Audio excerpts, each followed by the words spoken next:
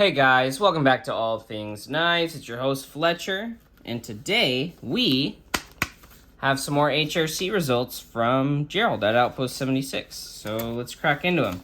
Okay, so I sent 10 knives over. I think one wasn't able to be tested on because it had internal stop pins, and Gerald doesn't have a pedestal yet for his HRC machine. Okay, so my mini Adamas here. This was tested post regrind, but John uses water, and you know, John knows what he's doing. He's not burning the steel. So it had an average of 63.8 with a high of 64.1, and it looks like a low 62.2 on the Cerakote.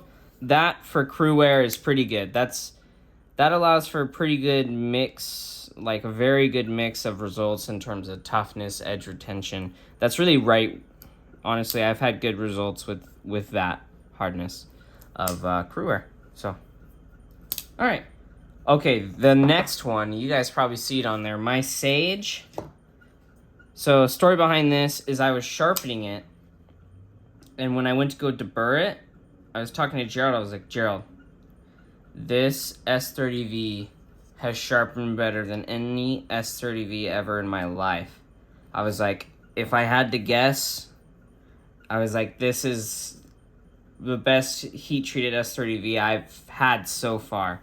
Little did I know I was super freaking right, because get this, an average of 61.8 HRC.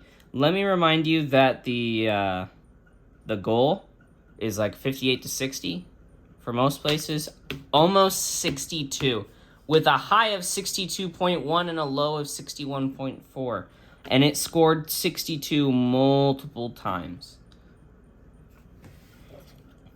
So yeah, you're gonna see a carry on this.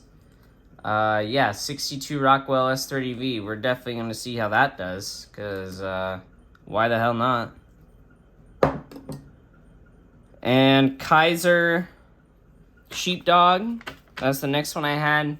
This one's in 10V, although the heat treatment is disappointing on this guy. It definitely misses the mark in terms of what 10V can achieve with 60.2 HRC average. They're all around the 60 mark. Honestly, not going to dwell on it a whole lot. Then I have my K390 Endura. That one came in at 66 even, with a low of 65.7 and a high of 66.1, although fairly consistent there on the 66. That is where this steel should be. So, perfect. That's going to be a good carry one, and that's a good baseline, because I think some comes in a little softer, some comes in a little harder. So when I carry K390, this is going to be an excellent baseline carry.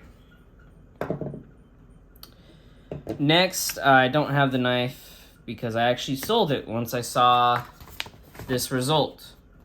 Once I saw that result there for my Endura and 20CV at 59 HRC, I sold it. No need for, life's too short for soft steel. Life is too short. Okay, and then next I had my Rex 45 Pm2. I actually bought two of these, and that came in at 65, so that's pretty awesome. That's really where you want your Rex. Some goes higher, even like 67, so that's still good. 65 is still good. That's where you want it. It still performed better than M4, I would say, at that. At least your fine edge is going to be better, which is really what I like the most when I'm working. Cuts through that cardboard a lot better. Okay, and then I had my Pm2 Crew Wear. I did do a carry on this guy. I had it tested, and it came in at 63.6 with a high of 63.8 and a low of 63.5. So that's actually, if you remember, that's very close to this Adamas here. So the Benchmade mini Adamas and the Spyderco Pm2 Crew Wear, very similar. They're going to perform very similar, which is good, because that's a good spot. You know, like that's a good spot to have your stuff at. So we're going to go ahead and tuck that off to the side there. Oh my gosh, this right here, this Para-3 and M390,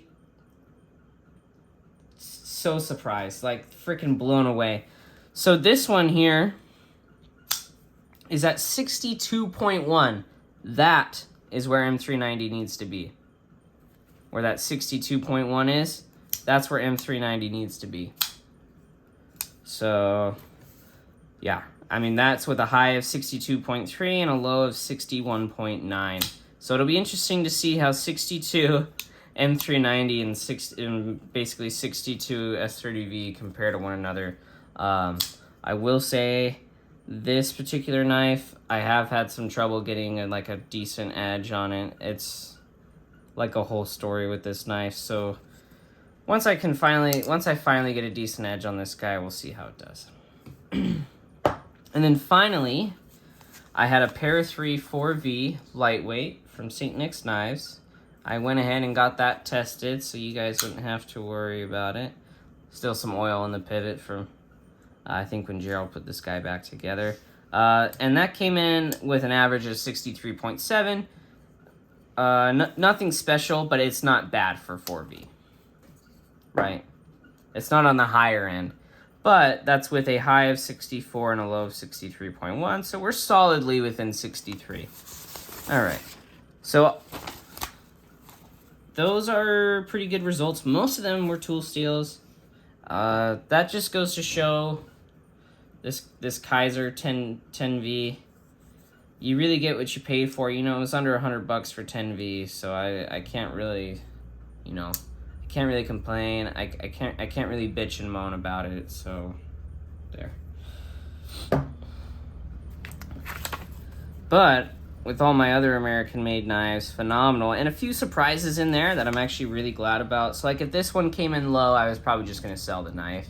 It did not, so I'm most definitely keeping this knife, and this should be a perfect example of M390.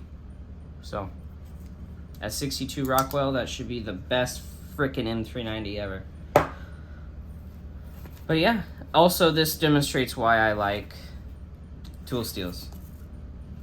They were all like 63 plus, so pretty happy about that. I am probably going to be testing a large portion of my collection for you guys, so you guys know where these production heat treats are falling, but also if I do any cut testing with them, now we can give a HRC data point to compare it to. So yeah, that's really where this is going to come in and shine. But yeah, it will also be to point out that the industry's lacking in some aspects in terms of heat treat, although I do own a lot of USA made brands who do a pretty good job with their heat treat, so might not display the point that I hope.